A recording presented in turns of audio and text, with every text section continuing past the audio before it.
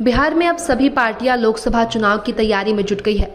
जातीय गणना के बाद राजनीतिक दलों की नज़र SC/ST वोट पर है। हाल ही में जदयू ने भीम संसद का आयोजन किया था।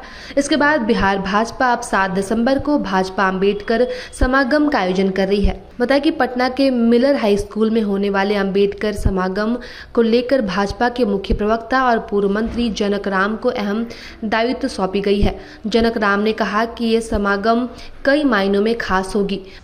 बताते हुए मुझे खुशी हो रही है कि भारतीय जनता पार्टी के तत्वाधान में जो 6 राष्ट्रीय दिवस के रूप में पार्टी ने निर्धारित किया है, जिसमें परम पूज्य बाबा साहब डॉक्टर BR अम्बेडकर का जन्मतिथि है, परिनिर्वाण दिवस भी मनाया जाता है, जो देश और प्रदेश में हर बूथ पर हर प्रखंड में मनाने का पार्टी ने निर्णय लिया।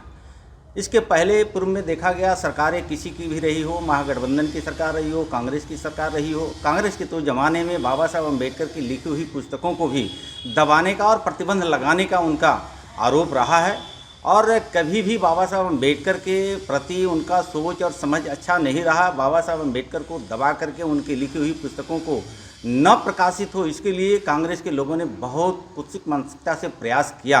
लेकिन हम धन्यवाद देते हैं भारतीय जनता पार्टी के यशस्वी प्रधानमंत्री आदरणीय नरेंद्र मोदी जी को, भारतीय जनता पार्टी के पूर्व देश के यशस्वी प्रधानमंत्री भारत रत्न आदरणीय श्रद्धेय अटल बिहारी वाजपेयी जी को कि NDA की शासनकाल में, भाजपा के शासनकाल में बाबा साहब अम्बेडकर जी को तैलीय चित्र संसद भवन के अंदर भी लगाने का काम हुआ।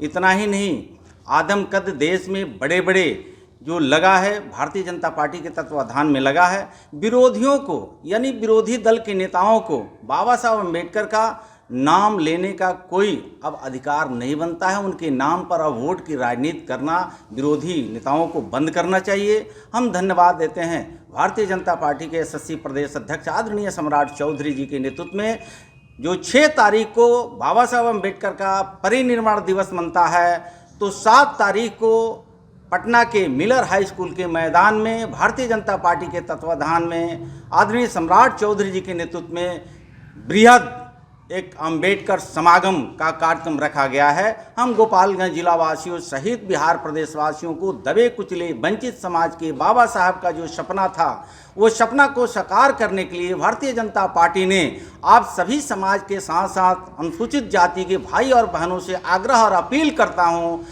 कि 7 तारीख को 11 बजे मिलर हाई स्कूल के मैदान में अम्बेडकर समागम में भारी से भारी संख्या में उपस्थित होकर बाबा साहब अम्बेडकर के भारतीय जनता पार्टी के नेतृत्व में उनके विचार को, उनके संदेश को सफल बनावे। गोपालगंज से गोविंद की रिपोर्ट। प्रभातखबर.com, विश्वास वही, रफ्तार नहीं।